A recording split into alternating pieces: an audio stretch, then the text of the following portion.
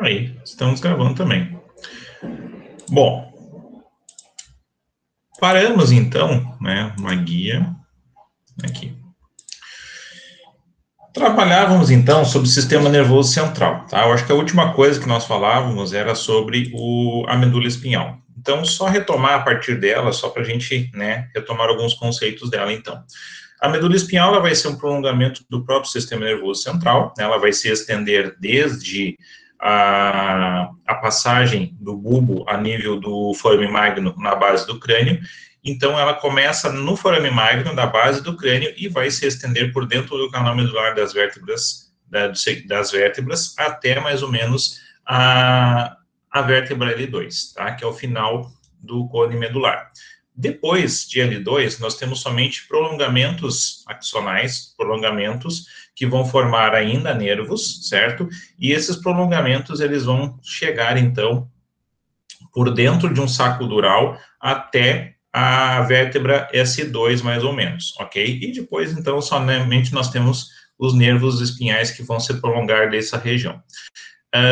Essa medula, ela vai possuir duas regiões, a região cervical e a região lombar, que vão ser mais intumescentes, né, que vão ser mais dilatadas, por causa da presença de neurônios motores na região, nessas duas regiões da medula, na região cervical e na região lombar, visto que a região cervical, a medula cervical, ela vai inervar membro superior e a região lombar, ela vai inervar membro inferior. Então, por isso, essas duas regiões de medula necessitam, tá? Precisam ter uma quantidade maior de neurônios e isso vai transformar também essas duas regiões em duas regiões mais dilatadas, mais intumescentes, ok? Em função dessa presença maior de neurônios.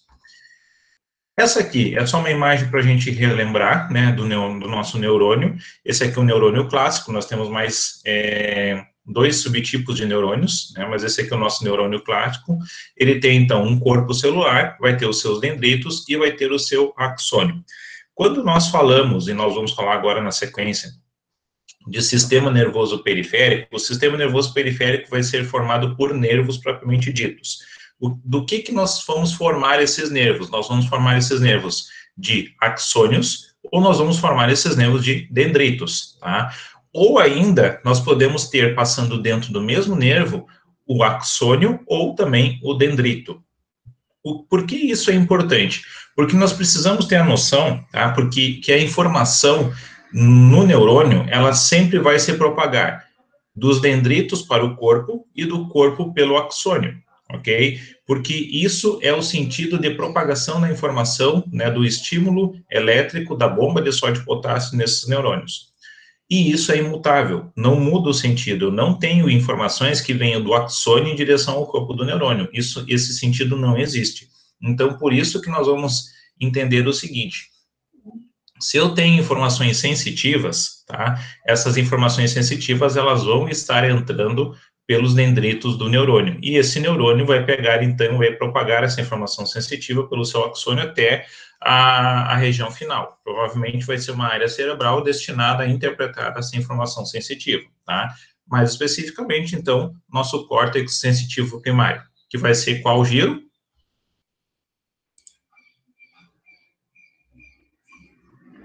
Qual o giro cerebral que representa o córtex sensitivo primário?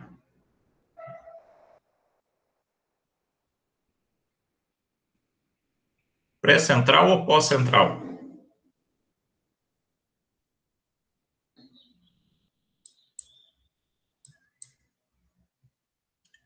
O pré-central? Pré?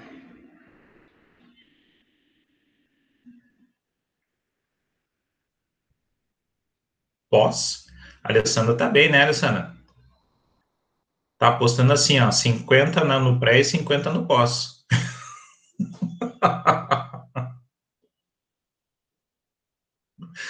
É o pós-central, tá? O giro pós-central é o giro sensitivo, é o córtex sensitivo primário. O pré-central, ele vai ser motor, ok?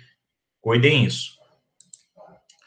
Bom, então depois, tá, dessa interpretação dessa informação, nós vamos ter a informação que vai sair desse neurônio, que vai ser a informação motora.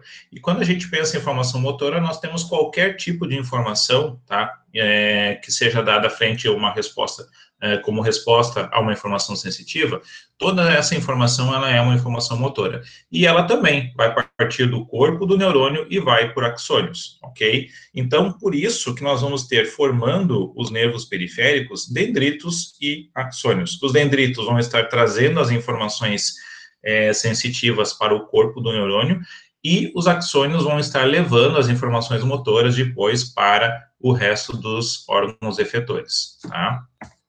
Bom, essa medula espinhal, ela vai estar dividida em segmentos, tá? E esses segmentos, eles vão então dar origem a nervos que nós vamos chamar de nervos espinhais.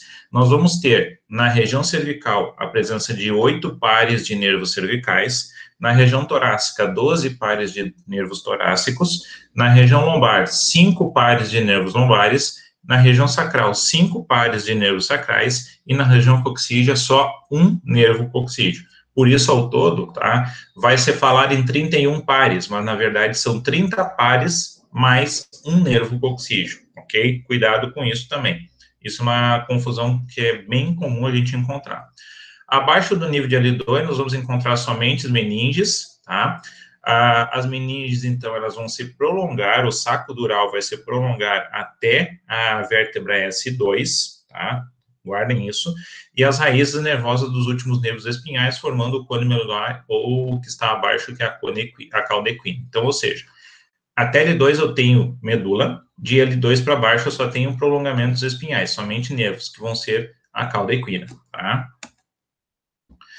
Vejam só, nessa imagem aqui, lá nós temos, ó, um corte do osso occipital, tá? E abaixo do osso occipital, então, a gente tem o início, ó, da medula espinhal, onde eu tenho aqui medula cervical, medula torácica, e até aqui, ó, eu tenho, então, medula na vértebra L2. Daqui para baixo, somente prolongamentos axonais, ó, somente prolongamentos que vão ser chamar de cauda equina. E aqui, ó, dá para a gente ver bem direitinho, ó, até onde chega o saco dural, o saco das meninges, ó, até o nível da segunda vértebra sacral. Vejam que de cada lado, ó, entre uma vértebra e outra agora, está saindo um par de nervos espinhais, ok? Então, os nervos espinhais, ó, de S5 até T1, eles vão trazer inervação através desse plexo aqui, ó, chamado de plexo cérvico-braquial, vão trazer as informações sensitivas e motoras para o membro superior.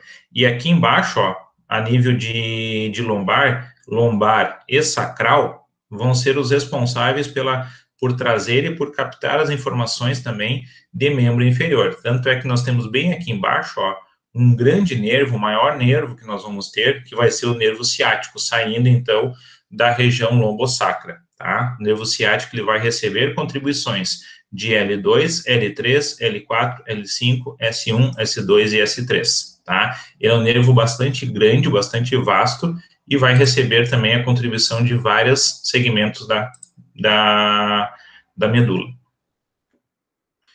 Essa aqui é uma outra imagem, onde a gente consegue verificar, ó, as duas intumescências, uma intumescência na região cervical e uma intumescência na região lombar, tá? Essa aqui também é um corte que eu já tinha mostrado para vocês antes, uma secção transversal, e nessa secção transversal, o que nós vamos ter? Nós vamos ter a presença da substância branca e da substância cinzenta. Lembrem que eu disse para você, a substância cinzenta tem a presença do corpo do neurônio, e a substância branca tem a presença das fibras, tanto dos dendritos quanto dos axônios. Então, nessa substância branca, eu só tenho os feixes que estão carregando as informações, e dentro dessa substância cinzenta tem o corpo do neurônio propriamente dito. Aonde eu vou ter medula espinhal mais espessa? Na região onde eu tenho intumescências, na região de cervical e na região de lombar, tá? Então, aqui a gente tem a região do tórax, onde a medula espinhal ela é mais fina, mais delgada, tá? O H medular. Essa aqui é uma imagem, tá? Onde a gente consegue visualizar o seguinte. Deixa eu só ajustar a imagem aqui. Essa aqui é uma imagem onde a gente consegue perceber, então, o seguinte, ó. Eu vou ter lá o H medular, tá? Esse H medular, ele é a substância cinzenta, e depois ao redor dele, na periferia, eu tenho a substância branca. Esse H medular, então, ele tem 4 extremidades, 4 polos, ó. Um aqui, um outro aqui, aqui e aqui. Por que esses polos são importantes? Esses polos, eles são importantes porque eles vão, primeiramente, ser chamados de cornos, tá? Então, eu tenho 2 cornos posteriores e 2 cornos anteriores. Nessa importância que a gente vai dar para esses cornos, nós vamos ter o seguinte, que na região posterior, nos cornos posteriores, estão entrando, tá, as fibras sensitivas. E na região posterior estão entrando as fibras sensitivas. E da região anterior, dos cornos anteriores, estão saindo as fibras motoras. Então, vejam só, aqui eu tenho fibras sensitivas e aqui eu tenho fibras motoras. Os dois tipos de fibras estão unidos dentro do mesmo nervo que eu tenho aqui, ó, que vai ser o nervo espinhal. Ah, mas e como é que eu vou definir quem é anterior e quem é posterior? Fácil, presença do gânglio aqui, ó. Esse gânglio é o gânglio sensitivo. Dentro dele eu tenho o corpo do neurônio sensitivo, tá? Então, para cá eu tenho os dendritos do neurônio e para cá está vindo o axônio do neurônio. Então, aqui dentro está o corpinho do neurônio sensitivo, tá bem? Então, sempre na raiz sensitiva, eu tenho a presença dessa dilatação aqui, ó, desse gânglio. Então, a raiz sensitiva sempre vai estar entrando nos cornos posteriores e as raízes motoras sempre vão estar saindo pelos cornos anteriores, tá? Outra coisa importante da gente visualizar aqui, ó, vejam só, essa capa, tá? Essa membrana mais externa aqui, ó, é a dura mater, tá bem? Essa membrana mais interna, esse azul mais escuro aqui, ó, vai ser a aracnoide. E depois eu vou ter aqui, ó, a pia mater bem colocada junto da medula espinhal, inclusive ajudando a fazer essa septação aqui dos funículos, ó. A septação anterior e uma septação posterior também, ok? E aqui a gente vai encontrar os espaços da mesma forma que a gente encontrava espaços lá no sistema meníngeo do crânio, tá? Então, aqui eu tenho o espaço que vai ser o subdural, depois, abaixo da aracnoide, eu tenho o espaço que vai ser o subaracnoide, tá bem? Bom, deixa eu só passar isso aqui, que depois eu quero mostrar algumas coisas para vocês aqui, tá? Por enquanto, a net caiu, tá? Por enquanto, alguma dúvida a respeito de medula espinhal? Alguma coisa que ficou assim nebuloso? Tudo tranquilo? Beleza. Depois a gente vai falar um pouquinho, vai falar de novo sobre medula, mas mais correlacionado a nervos espinhais, tá? Bom, o que nós temos aqui, ó?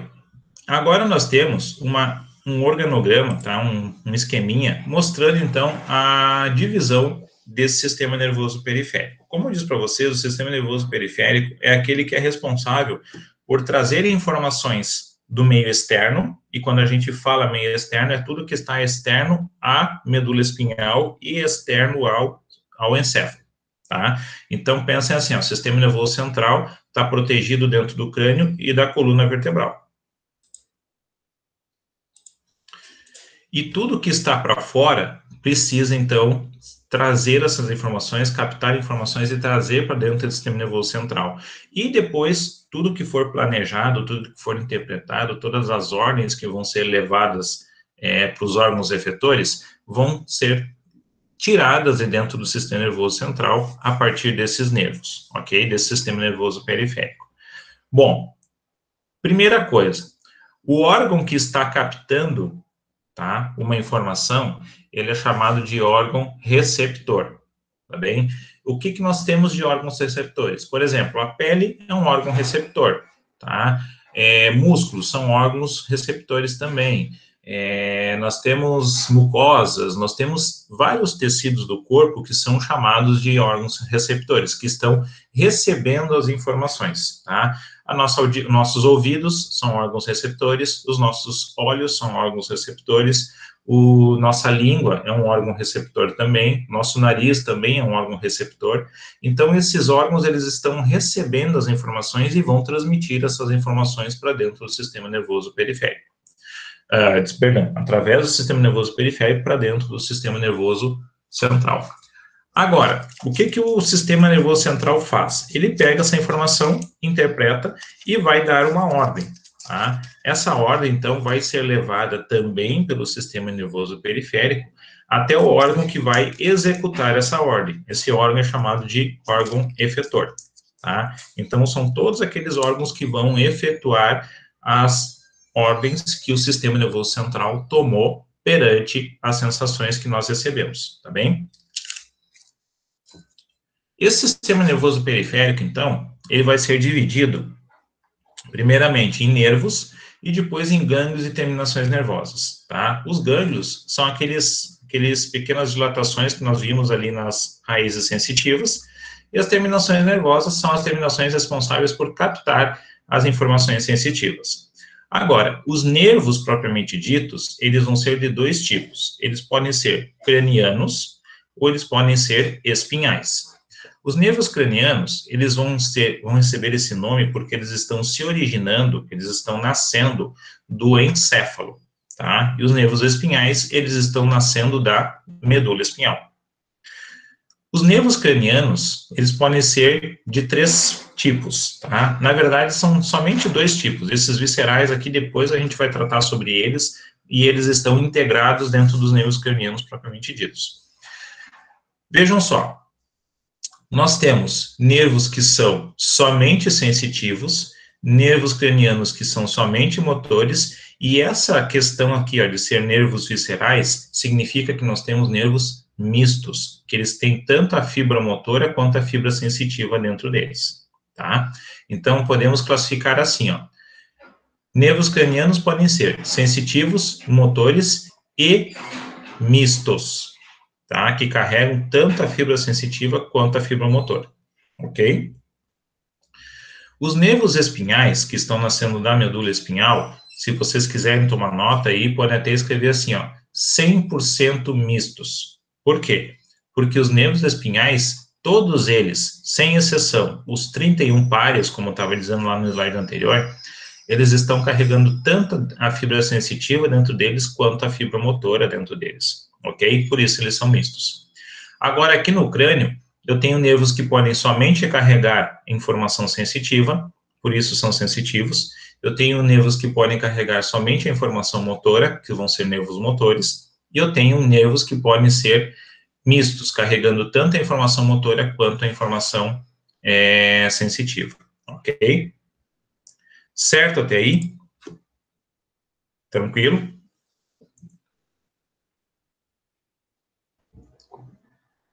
Beleza. Vamos adiante aqui. Bom, esse sistema nervoso periférico, então, como eu disse, eles vão ser formados, ó, os nervos são formados por axônios, né, no caso dos nervos motores, e por dendritos, no caso dos sensitivos. Eles vão fazer uma ligação das diversas partes do corpo e sistemas com o sistema nervoso central, sendo composto, então, por nervos cranianos e nervos espinhais, tá? Aqui o que eu disse para vocês, ó, para percepção do estímulo sensitivo de uma extremidade da fibra, temos uma estrutura chamada de receptor, tá? Que é o órgão receptor. E na outra extremidade, uma estrutura que reage ao estímulo motor, que vai ser o órgão efetor, tá bem? Bom, primeira coisa que eu queria dizer para vocês é o seguinte: quando a gente tem um órgão efetor, tá? Digamos assim, ó, o nome que isso vai receber da informação que está chegando nesse órgão efetor é informação motora. O que vocês interpretam por informação motora? O que vocês acham que é uma informação motora? O que uma informação motora está fazendo? Se alguém quiser abrir o microfone e explicar, aí beleza.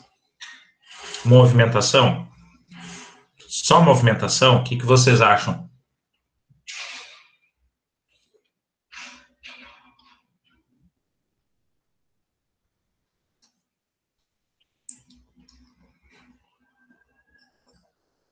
Pode ser também tipo frio e calor? Pode ser frio e calor. Como é que vai se comportar o nosso sistema sanguíneo, né, os nossos vasos sanguíneos perante o frio e perante o calor?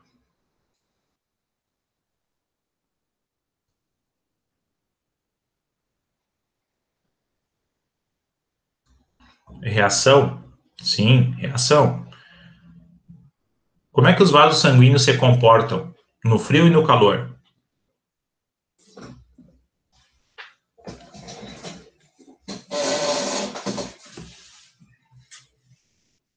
Dilatando? Dilatando em que circunstância? Eles se dilatam no calor e se contraem no frio? Se dilatam no calor e se contraem no frio. Então, no momento que a nossa pele ela capta a informação de calor, vai haver então uma vasodilatação para que haja uma dissipação desse calor, tá? Para que esse calor não fique aumentando o meu calor interno, e se aumentar o meu calor interno, vai gastar meu gasto metabólico, vai aumentar meu gasto metabólico.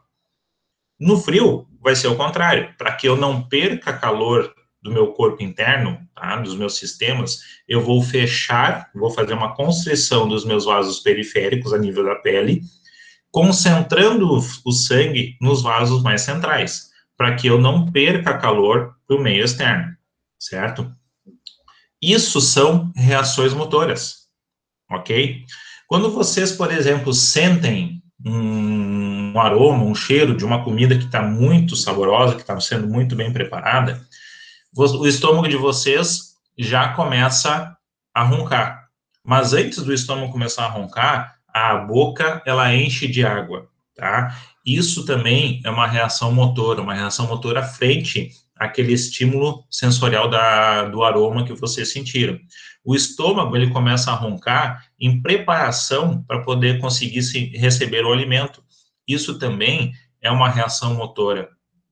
Vocês vão ter, por exemplo, sensações como pânico, sensações como aflição, sensações como, sei lá, medo de fazer determinada coisa, ou medo de enfrentar determinada circunstância antes de uma prova, antes de um concurso, antes de várias situações, e muitas vezes o intestino de vocês vai reagir de formas diferentes. Para alguns ele vai soltar, para outros ele vai prender. Isso é muito peculiar de cada um, né, de cada pessoa. Mas isso também são reações motoras, certo? Então, pensem que uma reação motora, que uma informação motora, não é somente uma informação de movimento.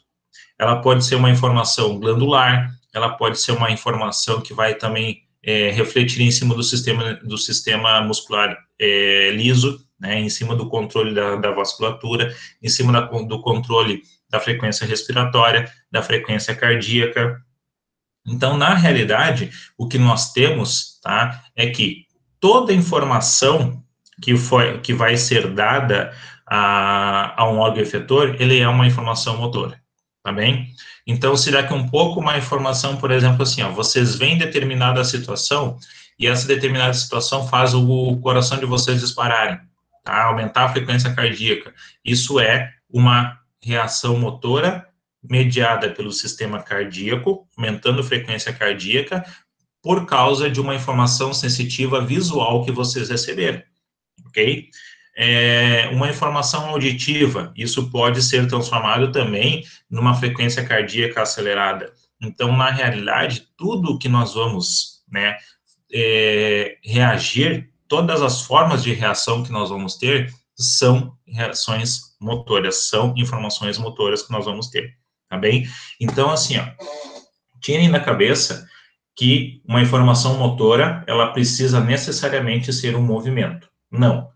Se ela for um movimento, beleza. Se não, ela pode ser qualquer outro tipo de resposta, tanto glandular, quanto cardíaca, quanto respiratória, qualquer tipo de resposta que a gente venha a ter vai ser uma resposta motora, ok? Certo isso? Beleza. Vamos voltar aqui. Então, olha só.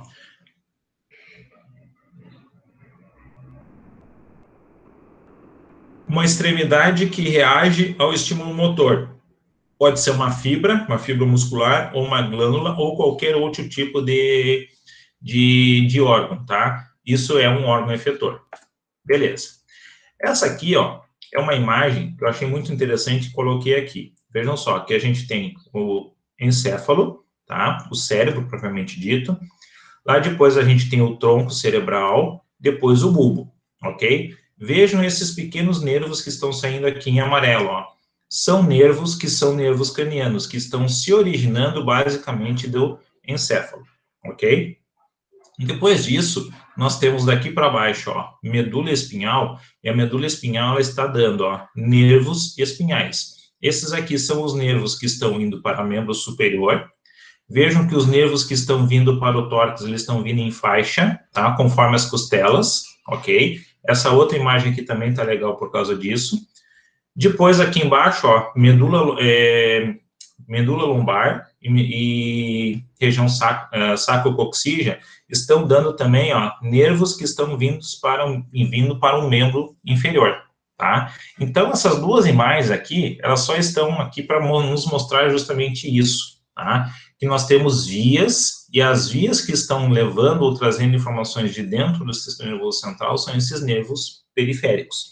E eles podem ser cranianos, se eles saírem de dentro do crânio, ou espinhais, se eles saírem da medula espinhal, tá? Então, vejam aqui, ó, a quantidade, a vastidão que nós temos de vias, né, de nervos, que eles podem, então, carregar informações para nós. O que é importante saber? Nós vamos ter nervos que vão ser os principais, e desses nervos principais, depois nós vamos ter ramificações, tá? Até chegar nas estruturas menores, que são nervos extremamente finos, tá bem? Por exemplo, aqui, ó, nós temos nervos que estão pegando informações das mãos, tá? E depois lá para baixo nós temos informações que estão sendo captadas dos pés. Mas aqui nós temos, ó, um grande nervo, que vai ser o nervo ciático, formado por raízes nervosas da região lombosacral. Vamos ver, então, quem são esses nervos, tá? Primeiramente, os nervos cranianos. Então, a sequência dos nervos cranianos, tá, vai ser numerada. Então, ao todo, nós temos 12 pares de nervos cranianos. Começando com o primeiro, que é o olfatório, e depois terminando com o 12º, que vai ser o hipoglosso. Por que eles são numerados dessa forma? Isso depende da ordem de surgimento deles, da ordem de onde eles estão nascendo. Então, quem nasceu por primeiro, por segundo, por terceiro, e isso seguindo um plano, tá, crânio-caudal, ou seja, de superior para inferior, tá bem? De cima para baixo. Então, o primeiro nervo que nós vamos encontrar é o nervo olfatório. O segundo que nós vamos ter vai ser o nervo óptico. O terceiro par vai ser o nervo oculomotor. O quarto vai ser o troclear. O quinto, o trigêmeo. O sexto, o abducente. O sétimo, o facial. O oitavo, o vestíbulo coclear. O nono, o glossofaríngeo. O 10º, o vago, tá? O mais importante de todos para nós, né? Não que o olfatório, o óptico, o oculomotor não seja importante, todos são importantes, mas esse aqui, ó, ele tem uma importância muito grande para nós, porque o vago, ele vai controlar as ações do sistema respiratório, ele vai controlar as ações do sistema cardiocirculatório e ele vai controlar também as ações do sistema gastrointestinal. Então, ou seja, a quantidade de coisas que ele vai controlar para nós é muito grande, certo? E coisas que são vitais também. O 11º vai ser o acessório e o 12º vai ser o hipoglosso. Essa tabelinha aqui, ó, ela está trazendo exatamente o que cada um está fazendo, tá? E quais são as características funcionais deles, tá bem? Então, onde eles estão se originando e o que eles fazem. Se eles são formados por fibras sensitivas, se eles são formados por fibras motoras, ou se eles são mistos, tá bem? Então, olha só. O primeiro par craniano, o olfatório, ele está nascendo do bulbo olfatório lá no telencéfalo. Ele é um nervo puramente sensitivo e ele está ligado ao olfato. O segundo par é o nervo óptico. Ele está se originando no corpo geniculado lateral, lá no tálamo, tá? E ele é um nervo sensitivo. Ele está ligado, então, à captação das imagens, visão. O oculomotor, ele está se originando nos núcleos do mesencéfalo, ele está fazendo somente função motora, Então, pelo nome, ó, óculo motor, ele está mexendo o olho, tá bem? Então, ele é somente o motor. Ele é responsável pelos movimentos dos olhos e das pupilas, tá? O troclear, ele está nascendo também no mesencéfalo, tá bem? Quando vocês guardarem, assim, ó, a origem, procurem guardar a parte mais importante. Então, assim, ó, está se originando no telencéfalo, está se originando no tálamo, está se originando no mesencéfalo, na ponte, tá? Então, guardem isso. Não guardem esses pormenores aqui, ó. Núcleo principal e núcleo motor do nervo trigêmeo. Não guardem isso. Guardem somente a estrutura maior, tá bem? A estrutura anatômica maior. Então, o troclear está se originando no mesencéfalo, ele é um nervo motor e ele também é responsável pelo movimento dos olhos, tá? O quinto par, que é o trigêmeo, ele está nascendo lá na ponte e ele é misto, tá? Ele é sensitivo e motor. Ele vai pegar sensibilidade da face, tá? E vai levar, da língua, e ele vai levar para informações para os músculos da mastigação, tá? Ele vai levar a informação de contração para os músculos da mastigação. O abducente, ele está também nascendo na ponte, ele é um músculo, aliás, um nervo puramente motor, e ele vai trazer movimento para os músculos do globo ocular, tá? O nervo facial, ele é um nervo que está nascendo no bulbo, na ponte no bulbo, na verdade, tá? E ele está trazendo informações mistas, sensitivas e motoras. Ele é o nervo responsável pelo paladar, tá? Por inervar também a língua e inervar os músculos da mímica facial. Quem são os músculos da mímica facial? São aqueles músculos da face que são responsáveis por nos trazer expressões faciais. De tristeza, de riso, de pânico, de horror, tá? Então, de felicidade, constrangimento, todos esses movimentos de mímica facial, então, vão ser inervados pelo nervo facial.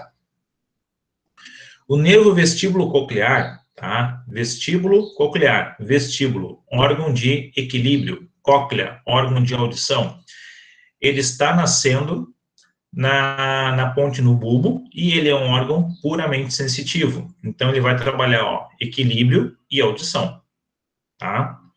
Glossofaríngeo está nascendo no bulbo, e ele é um nervo misto. Então, ele vai pegar informações de sensibilidade do paladar e da língua, e ele vai levar inervação para os músculos da deglutição, tá? Essa é a informação motora dele. O vago. O vago, ele está nascendo do bulbo, e ele é um nervo misto, e ele trabalha com inervações aferentes viscerais nos músculos da deglutição, na fonação, na inervação parasimpática das fibras torácicas e abdominais, ou seja, ele vai trabalhar em cima da movimentação visceral do tórax e do abdômen, tá? O acessório, ele está nascendo do bulbo, tá? E ele está sendo um músculo puramente motor. Ele trabalha em cima da movimentação dos movimentos do pescoço, principalmente em músculos como o esternocleidomastoide e o trapézio, a parte superior desses músculos aqui, tá? E o hipoglosso, ele vai nascer no bulbo também, e ele vai levar somente informações motoras. Ele trabalha com os movimentos da língua, certo? Movimento de base de língua. Então, esse quadrinho aqui, ele resume para nós quais são os nervos cranianos, onde eles estão se originando, quais são as características funcionais deles, se eles são sensitivos, motores ou mistos, e qual a função que eles estão executando, tá bem? O que eu tenho para dizer para vocês? Tem que saber, tá? Tem que saber quais são os sensitivos, quais são os motores e quais são os mistos, ou seja, saber todos, ok? Mas, agrupem eles, tá? Agrupem eles por função. Quais são os sensitivos? O olfatório, o óptico e o vestíbulo coclear, tá? Quem são os motores? O óculo motor, o troclear, o abducente, o acessório e o hipoglosso. O que sobrou é misto. Então, quem é que sobrou? Trigêmeo, facial, glossofaríngeo e vago. Esses são os mistos, tá bem? Agrupem eles por função para ficar mais fácil de guardar eles, tá bem? Claro que tem que saber também, né, o número do par deles. Tudo certo? Todo mundo com o sistema muito nervoso?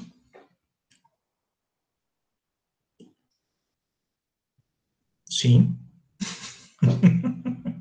Também fica aí. Ok. Essa imagem aqui, ó, ela só está mostrando para nós, então, onde esses nervos estão nascendo, tá? Lá está o nervo olfatório, aqui está o nervo óptico, tá? Aqui nós temos o nervo oculomotor, depois, aqui vai estar o troclear, aqui vai estar o trigêmeo, o abducente está aqui, o facial está aqui, tá? O vestíbulo coclear está aqui, depois dele, o glossofaríngeo que está aqui, o hipoglosso que está aqui, o vário está aqui e o acessório está aqui. Essa aqui é uma imagem da região inferior do cérebro, tá? Mostrando para nós o posicionamento desses nervos, tá bem? Bom, o que eu preciso dizer para vocês assim, ó? Eu não vou cobrar de vocês agora nesse primeiro momento, principalmente lá na peça anatômica que a gente tem, que não é grandes coisas para a gente poder ver isso aqui. Não vou cobrar que vocês decorem esse posicionamento aqui na peça anatômica, mas eu preciso sim que vocês decorem, que vocês saibam, tá? Decorar é uma palavra muito feia e muito forte. Mas eu preciso que vocês saibam, tá? Este quadro aqui. Isso aqui sim é importante, porque a gente vai precisar saber quem são os nervos cranianos, de onde eles estão partindo, qual é a função deles e do que eles são compostos. Se são fibras motoras, sensitivas, ou se são fibras, ou se ele é misto. Isso sim a gente precisa saber, tá? Bom, esse outro quadrinho aqui, ó, ele tá falando a mesma coisa para nós, só que com outras informações visuais, tá? Então, quais são as informações visuais que eles estão trazendo aqui? Justamente é a função que o nervo está executando. Azul significa fibra sensitiva, aferente, e vermelho significa fibra motora, eferente. Então, vocês vão ver aqui, ó, que tem nervos que são somente azuis, porque são somente sensitivos, tem nervos aqui, ó, que são somente vermelhos, que são somente motores, tem nervos que vocês vão ver que eles são azul e vermelho, porque são nervos mistos, tá? Então, isso aqui é uma outra forma de a gente entender o que esses nervos estão trabalhando, aonde eles estão trabalhando, tá? Mas eu acho que ainda aquele quadrinho lá tá melhor.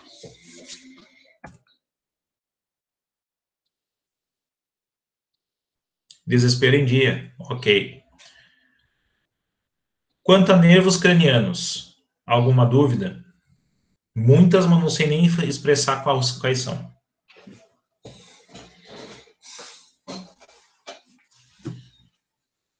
Exatamente, beleza. São tantas que eu nem sei dizer quais. Bom, vamos para aqui. Agora é o seguinte, os nervos espinhais, tá? Os nervos espinhais, então, eles vão ser, como eu disse para vocês já antes, 100% mistos, tá? O que isso significa? Que todos eles, sem exceção, estão carregando tanto fibras motoras quanto fibras sensitivas, tá bem? E aqui, ó, aquela máxima que eu disse para vocês, sempre no corno dorsal, tá? Que é o corno posterior, estão chegando fibras sensitivas e sempre no corno ventral, que é o corno anterior, estão chegando fibras motoras, ok? Isso é necessário saber. É a primeira coisa que nós precisamos saber sobre os nervos espinhais. Bom, essa aqui é uma outra imagem também translúcida, mostrando então esses nervos espinhais saindo, tá, da medula espinhal. Vejam aqui, ó, como disse antes, toda a região cervical, ela é responsável por trazer informações motoras sensitivas para os membros superiores. E toda a região lombar sacral, e coxígea, ela é responsável por trazer informações para dentro do membro inferior, tá? Informações tanto motoras quanto sensitivas do membro inferior. Aqui, ó, os nervos torácicos, eles estão inervando o tórax em faixas, tá bem? Conforme as costelas. Eu tenho aqui o primeiro par costal, sai o primeiro par de nervos torácico, e assim sucessivamente. 12 nervos torácicos seguindo as 12 costelas, os 12 pares de costelas. Então, a inervação dos nervos torácicos é em faixa, em cinta, tá? Ao redor do tórax. Essa imagem aqui, ela vai mostrar para nós como nós vamos dar nomes para os nervos espinhais, tá? Primeira coisa, quantas vértebras cervicais nós temos?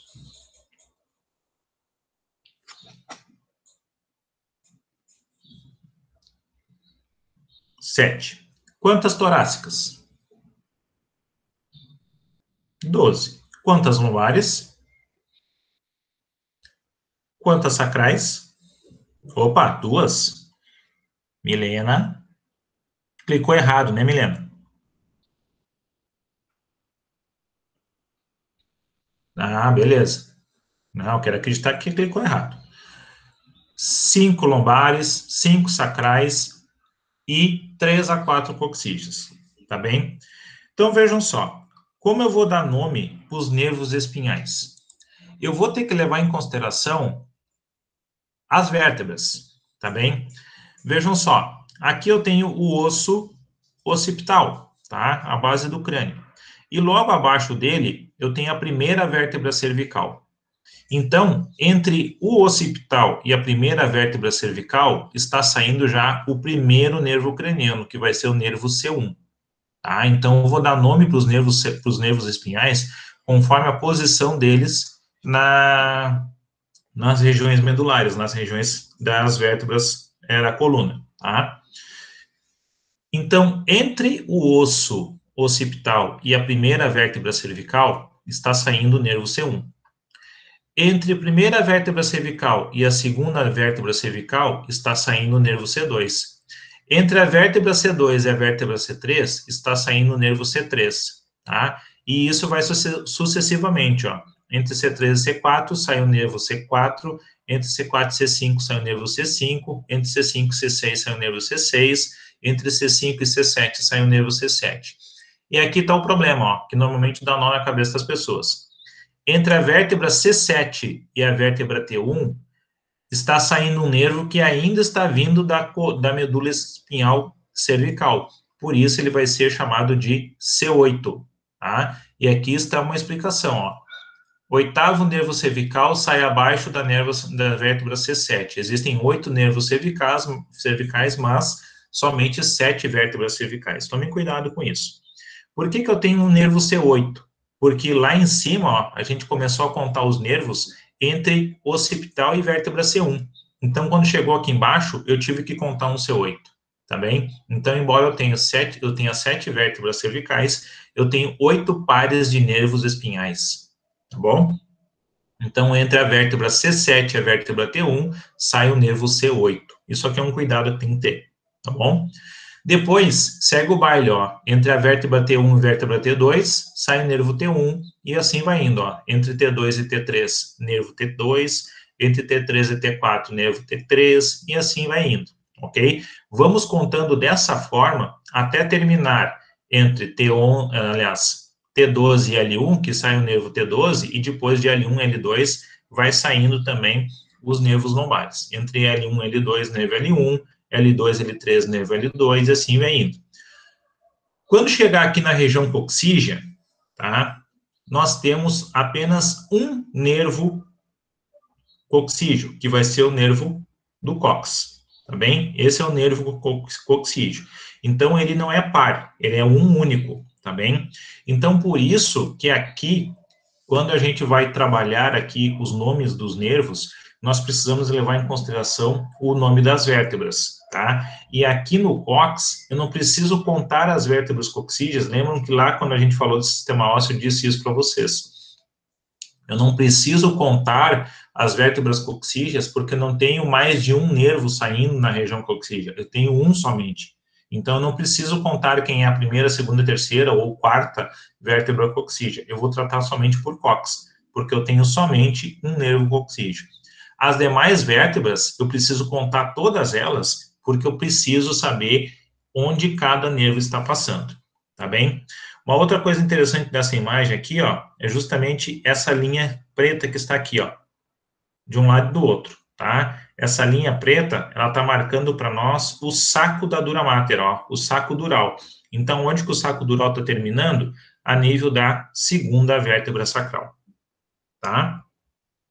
Então, assim, ó, na região verde são os nervos cervicais, na região azul claro são os nervos torácicos, na região lilás são os nervos lombares e na região vermelha são os nervos sacrais e coxígeos, tá bem?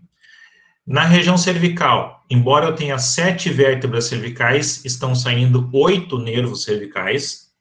Na região torácica, eu tenho 12 nervos cervicais. Na região lombar, eu tenho 5 nervos cervicais. E depois, na região sacral, eu também mais 5 nervos sacrais. Tá bem? Os nervos vão levar o nome, tá? Conforme a posição que eles estão. Então, entre o occipital e a vértebra C1, está o nervo C1. Entre a vértebra C1 e C2, está o nervo C2. E assim vai seguir sucessivamente, tá? Cuidem aqui a exceção, ó. Entre C7 e T1, eu tenho o nervo C8. Ok? Tranquilo isso? Tranquilo é um modo muito forte de falar também, né? Mas entendido?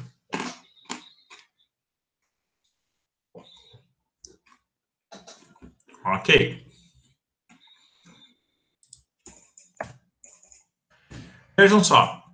Aqui, ó, é o que eu tinha dito antes para vocês, tá bem? Olha aqui as raízes posteriores, tá? As raízes posteriores, elas têm um gânglio, que é o gânglio sensitivo, tá bem? As raízes, as posteriores são as sensitivas, né? As anteriores são as motoras, elas não têm gânglio, tá bem? Então, a junção, o somatório das raízes posteriores sensitivas com as anteriores, que são motoras, vão dar para mim, então, o nervo, tá? Espinhal, ok? Então, olha só, isso começa a explicar também a questão do arco reflexo. O nervo, ele vai trazer a informação sensitiva, tá? Através do corno posterior, e o corno posterior vai já mandar uma informação através do neurônio que está aqui, ó, para o corno anterior, e já está saindo uma informação motora de volta. Então, ou seja, é o arco reflexo, tá bem? O arco reflexo, ele é um movimento que ele é mediado somente pelo neurônio aqui da medula. Eu não tenho a ação do neurônio motor superior, lá do encéfalo, tá bem? Imaginem, por exemplo, assim, ó, que vocês encostaram a mão numa chapa quente ou pegaram alguma coisa quente, tá bem? O que que vai acontecer no primeiro momento? Vai vir aquela informação que a mão está queimando e já vai sair de volta uma informação de que vocês devem abrir a mão para soltar aquilo que está queimando, tá? Isso é um arco reflexo, tá bem? Vocês tiveram o reflexo de se livrar do estímulo nocivo, do estímulo que estava machucando vocês. Por quê? Porque se esperasse que esse estímulo chegasse aqui, ó, na medula, e que a medula mandasse lá para o cérebro, e que o cérebro interpretasse e mandasse de volta uma resposta, isso levaria milissegundos, tá? Mas seriam milissegundos de perda tecidual, até que chegasse a resposta de volta lá na mão, para vocês abrirem a mão e soltarem aquilo que estava quente.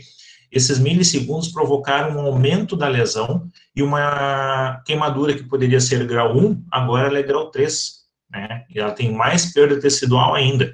Então, isso é uma forma de proteção. O arco reflexo, ele é protetor, tá?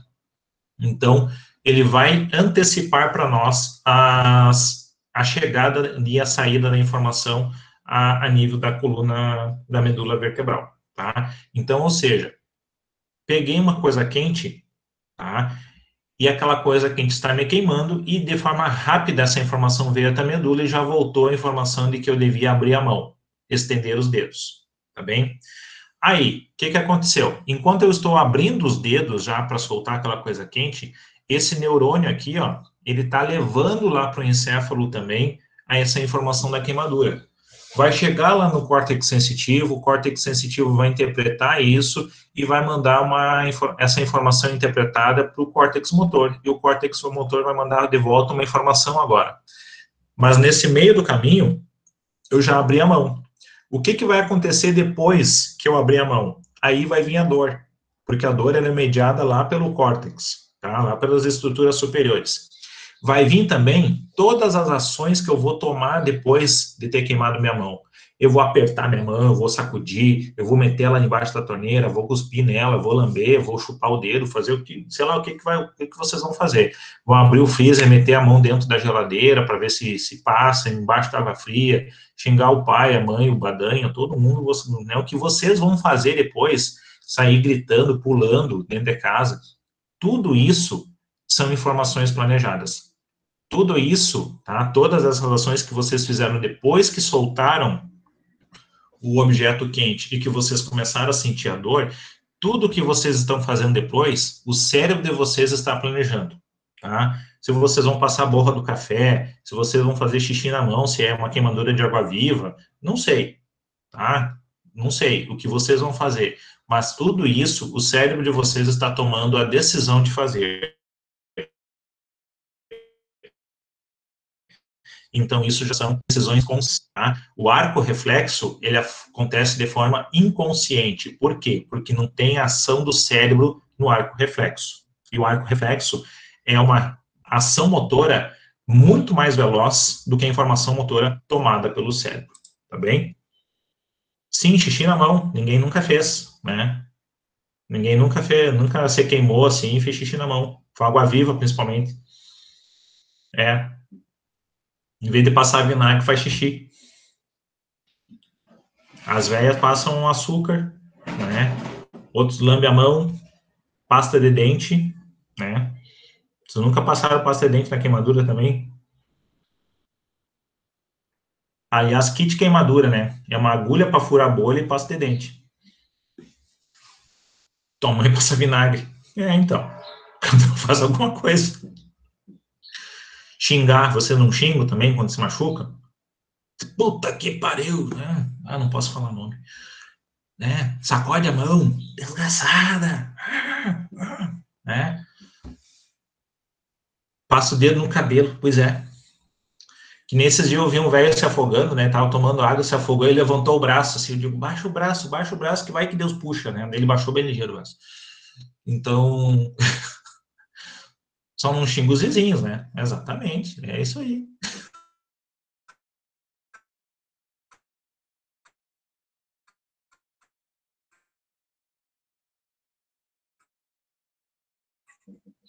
Quantas vezes você diz assim, parece que levantar o braço vai ser... Da onde que vai ser desafogar?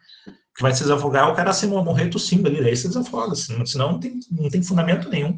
Ou então a manobra, né? Aquela nunca me lembro do nome, mas pega por baixo o diafragma aqui, puf, aí desafoga também. Não, mas achei muita graça, assim, o velho tomou um gole d'água, quase morreu tossindo e levantou o bracinho assim pra cima, eu digo, baixa o braço, baixa o braço. Helmich, isso aí, é muito bom. Heimlich.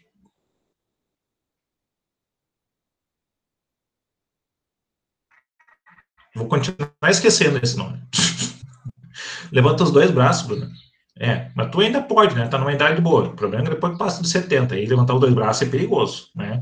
Vai que puxa pelas duas mãos, assim. Já que tem alguém nos braços, vou ter que puxar com os outros. Vamos adiante aqui, queridos. Olha só. Essa imagem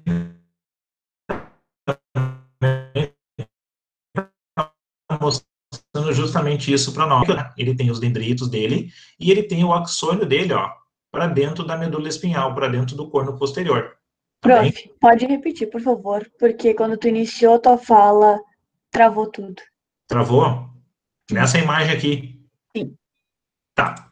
Essa imagem aqui, ó, ela tá mostrando justamente isso para nós, o que a gente estava conversando. Olha só, o gânglio sensitivo tá aqui, tá? E dentro do gânglio sensitivo, nós temos o corpo do neurônio sensitivo, ó. Tá aqui o corpinho do neurônio. E aí, para a periferia aqui, ó, eu tenho os dendritos, e para dentro da coluna vertebral, para dentro da medula espinhal aqui, ó, do corno posterior, eu tenho o axônio dele, tá? Então, assim, ó, nunca esqueçam, o sentido da informação no neurônio vem dendrito, corpo do neurônio e axônio, tá? Mesma coisa vai acontecer aqui, ó. Esse aqui é o neurônio motor da medula. Então, aqui está o corpinho dele. E aqui está o axônio dele saindo, ó, em direção ao nervo espinhal, tá bem? Então, dentro do nervo espinhal, eu tenho informação sensitiva, tá aqui, ó, e informação motora. Aqui está ela, passando dentro do mesmo nervo espinhal, tá? Então, onde vai estar colocado o corpo do neurônio sensitivo? Dentro do gânglio sensitivo, tá? E onde está colocado o corpo do neurônio motor? Dentro da substância cinzenta da medula espinhal, tá bem? Então, isso é importante para a gente conseguir entender por que isso aqui está acontecendo, tá? Ok aí? Beleza. Essa figura é bem legal para a gente entender isso, tá? Para a gente compreender isso. Ó, essa é uma outra imagem, tá? Um pouquinho mais... um pouquinho mais feia, né, na verdade, nem sei porque eu botei essa imagem aqui, mas ela está mostrando para nós a substância cinzenta, a presença aqui dos neurônios motores, ó, dentro da medula, a presença dos neurônios sensitivos dentro do gânglio sensitivo, tá, então, aqui a gente tem a junção de todas as fibras, que é as fibras sensitivas e as motoras, formando, então, para nós, o nervo espinhal, tá, aquela outra imagem também mais bonita.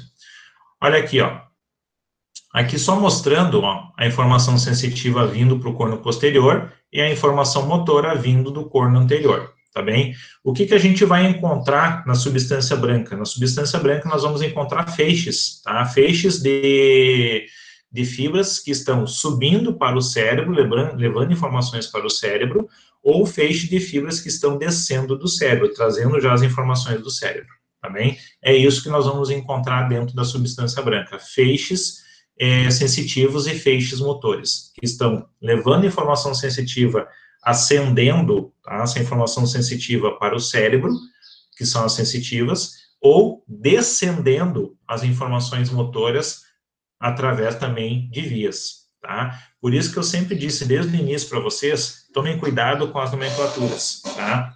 Ascendente, aferente e sensitivo é a mesma coisa, tá? Descendente, eferente e motor é a mesma coisa também. Tudo está querendo falar do mesmo tipo de informação, tá? Uma informação que ascende, uma informação que sobe, que afere, é uma informação sensitiva.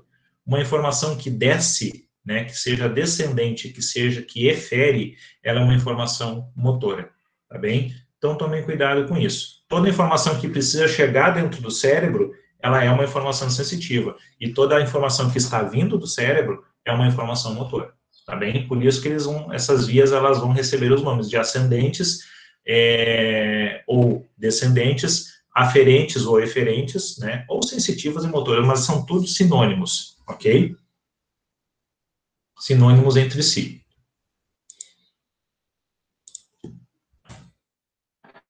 Essa aqui é uma outra imagem do Netter, né, mostrando para nós, esse aqui é o tipo de modelo que a gente vai ter no laboratório para visualizar, tá? Aqui eu tenho a medula como um todo, e dissecado aqui a parte da substância branca, sobra para mim a substância cinzenta. Lá estão os cornos posteriores, aqui os cornos anteriores, tá? Aqui, ó, as raízes sensitivas, aqui as raízes motoras, aqui está o gânglio sensitivo, e depois, então, o somatório dos sensitivos com os motores me dá aqui o nervo espinhal. Aqui eu tenho o nervo espinhal, tá bem? Então, isso aqui, ó, é uma, digamos assim, uma regra, tá? Uma máxima. Toda raiz sensitiva, ela tem um gânglio sensitivo. Ela tem um gânglio espinhal aqui, ó, tá? Que é dentro desse gânglio que está o corpinho do neurônio sensitivo. Ok? Essa aqui é uma imagem, ó, mostrando para nós lá dentro, ó, essa aqui é a coluna vertebral, tá? Essa aqui é uma vértebra torácica, lá nós temos medula espinhal, lá vocês vão enxergar, ó, a substância cinzenta, tá? Os cornos posteriores e os cornos anteriores. Nos cornos posteriores, ó, está chegando a raiz sensitiva, está aqui o gânglio. E dos cornos anteriores, raiz motora, está aqui a raizinha. E antes de sair, então, ó, do espaço da vértebra, eles se juntam, então, formando o nervo. Aqui está o nervo motor, ó, o nervo espinhal. No caso, como eu tenho aqui uma estrutura da coluna torácica, uma estrutura de tórax, o nervo espinhal está vindo ao redor da costela. Então, 12 nervos espinhais para 12 espaços de costelas, tá? 12 pares de costelas. Essa aqui é uma imagem dos nervos cervicais, tá? Olha aqui, ó, a saída do nervo C1 está aqui, tá? No espaço entre o osso occipital e a primeira vértebra cervical. Depois aqui eu já tenho o nervo C2 saindo, o nervo C3, C4, C5, C6, C7 e o C8 vai estar por baixo aqui, ó, entre a sétima e a primeira torácica, tá? Só mostrando a saída deles aqui. O que é importante disso aqui, ó? Uma coisa importante da região cervical e da região ombosacral. Eles vão formar plexos. O que significa a formação de plexos? Significa que os nervos, eles vão se reunir, tá? Em emaranhados nervosos, que é o plexo, e do plexo vão partir depois os nervos que estão indo para o membro superior, no caso da cervical, e para o membro inferior, no caso da lombosacral, tá? Isso vai determinar para nós, tá? Principalmente nós fisioterapeutas, que os músculos, eles não vão receber inervação de um nervo apenas, tá? Eles vão ter inervações de às vezes 2, 3, 4, 5, às vezes 7 segmentos de nervos espinhais. Com isso, significa que se eu tiver uma paralisia do nervo aqui embaixo, uma hérnia apertando o nervo aqui, ó, que seria o C7, eu tenho ainda a raiz de C6 e de C5 fazendo também inervação desse músculo. Eu ainda consigo manter um pouco de força nesse músculo, mas, tá, não mediado pelo C7, mas sim mediado pelas outras raízes motoras, ok? Então, isso significa que nós temos, para cada músculo, nós temos vários níveis de inervação, tá? Vários nervos fazendo a informação motora para aquele músculo. Por isso também que eu consigo fazer contrações seletivas. Eu consigo contrair uma parte do músculo, eu consigo contrair outra parte do músculo, dependendo do movimento que a gente vai precisar realizar, tá? Essa aqui é uma outra imagem importante, porque assim, ó, a gente sempre fica falando de medula espinhal, mas a gente nunca lembra também o seguinte, ó, que cada segmento da medula espinhal está recebendo um suprimento vascular, tá? Então, aqui, por exemplo, eu tenho uma artéria aorta, e da aorta estão partindo ramos que estão levando o suprimento vascular para a medula espinhal, tá? Por que a medula espinhal pode ser interrompido o seu movimento lá? Porque se eu fizer um trauma, tá? Uma fratura de vértebra, alguma coisa nesse sentido, que interrompa o fluxo de informações aqui na medula, eu vou ter uma lesão medular. Essa lesão medular pode ser completa, e a partir disso eu não tenho mais capacidade de trazer informações para baixo daquele nível de lesão, mas eu posso ter não somente, né, um trauma a nível da medula espinhal, né, como uma fratura, um choque, alguma batida, alguma coisa, mas eu posso ter uma lesão vascular. Então, se eu fizer uma lesão vascular aqui, ó, nesse segmento que está levando irrigação para a medula, esse segmento de medula que não estiver recebendo irrigação vai morrer por isquemia. Então, eu tenho também o mesmo processo de interrupção do fluxo de informações na medula. E se o fluxo de informações ficar interrompido, isso vai me levar a uma plegia do nível da lesão para baixo. O que significa plegia? Perda de movimento, perda de ação. Tá? Paralisia. Então, todo o processo de lesão da medula, ele vai invariavelmente desembocar em algum grau de plegia, em algum grau de perda de movimento. Essa perda de movimento pode ser total ou ela pode ser parcial, tá?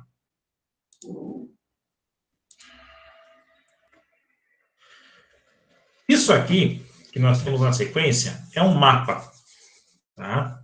Não é um mapa da Dora Aventureira, mas é muito semelhante. Esse mapa significa mapa de dermátomos, tá? Ao longo da nossa história, ao longo da nossa anatomia recente, foi verificado o seguinte, que nós conseguíamos determinar na superfície da pele áreas sensitivas que eram correspondentes às áreas dos nervos que estavam saindo tanto da cervical, quanto da torácica, da região lombar ou da região sacral, tá? Então, ao longo do tempo, se conseguiu determinar um mapa de dermátomos, um mapa onde nós estávamos representando superficialmente as áreas sensitivas dos nervos espinhais, tá? Então, ou seja, aqui nós temos, ó, região do nervo C2, região do nervo C3, C4, C5, C6, aqui está a região de C7, C8. Olha aqui, ó, todos os nervos lombar, torácicos estão saindo em cinta, em faixa, tá?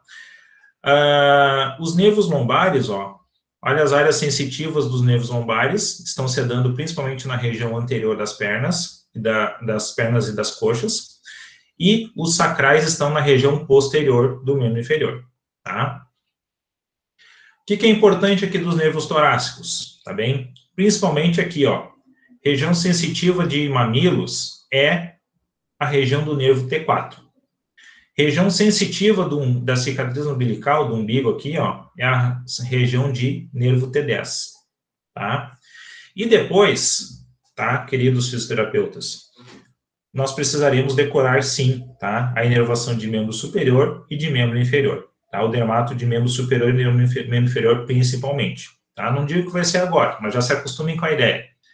Porque, principalmente, nós vamos matar muita queixa dolorosa e muita queixa de dormência, formigamento, através do mapa do dermátomo.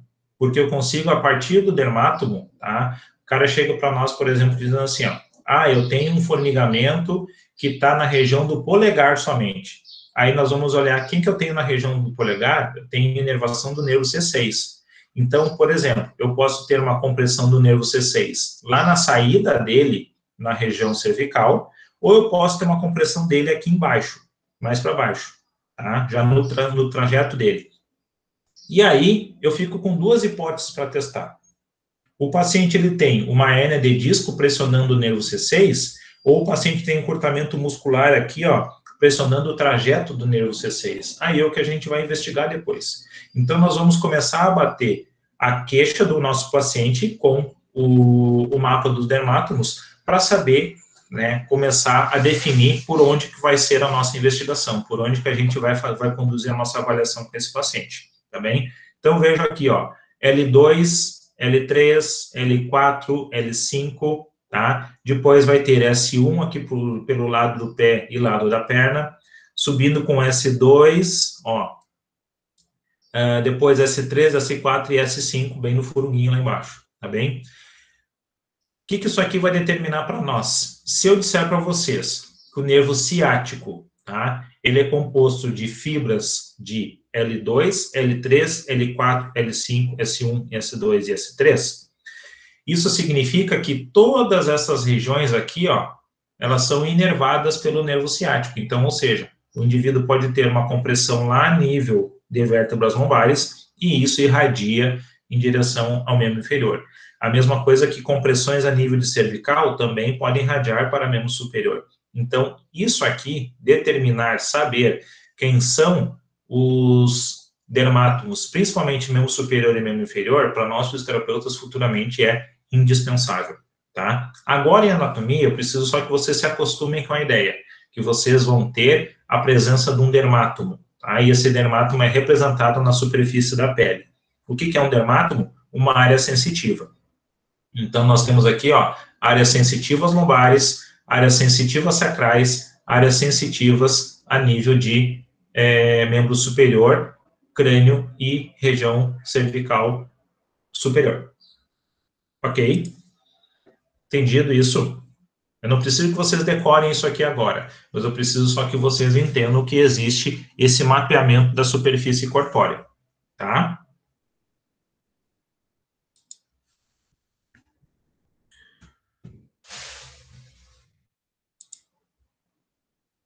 Já é 9h17. Voltando para nós. Só os receptores. Sistema nervoso autônomo.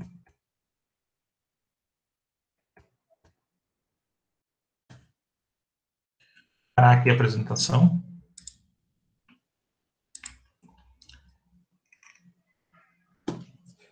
Pessoal, não vou dizer que está tudo tranquilo, mas por enquanto está tudo mais ou menos.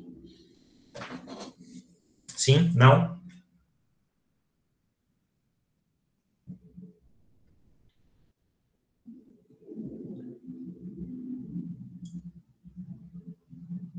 Porque tem pessoas que têm mais sensibilidades em algumas partes do que outras.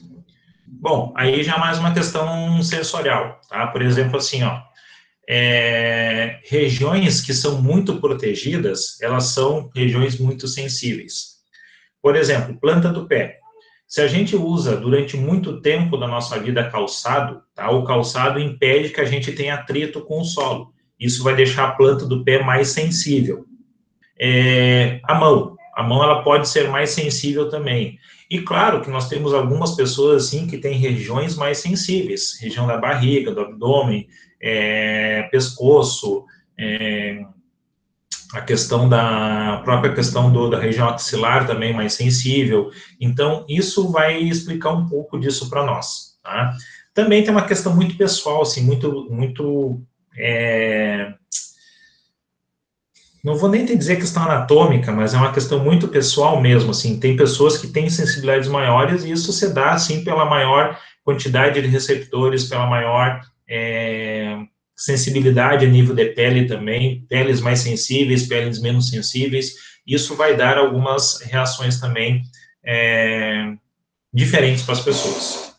Não sei se eu me fiz entender, Lucas.